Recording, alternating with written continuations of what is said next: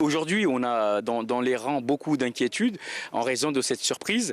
Et puis, on se demande réellement qu'est-ce que notre ministre attend réellement de nous. Parce qu'à Mayotte, vous avez cet soupçon de racisme. Mais à Mayotte, vous pouvez aussi avoir le soupçon de xénophobie. À Mayotte, vous pouvez aussi avoir le soupçon de discrimination. Est-ce qu'il ne faut pas laisser dans ce cadre-là la justice faire son job? Le racisme n'existe pas dans la police. Vous savez, vous devez être intègre, vous devez être impartial et loyal au niveau de la police. Sinon, vous n'avez rien à faire chez nous.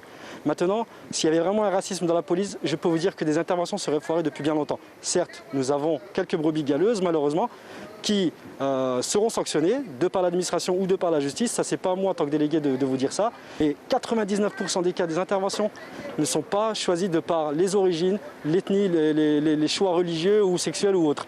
Il faut lutter contre le racisme, mais certainement pas en suspendant un fonctionnaire sur la base de simples suspicions.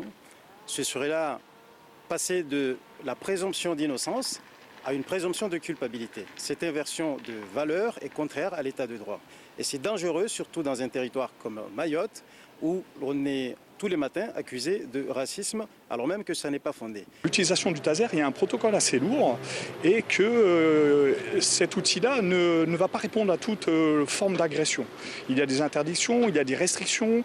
Voilà, c'est très très compliqué. En tout cas, le taser ne peut pas répondre à toute maîtrise d'agresseur. Ça, c'est pas possible. C'est vraiment...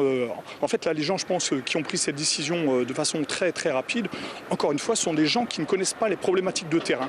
C'est ça le problème chez nous.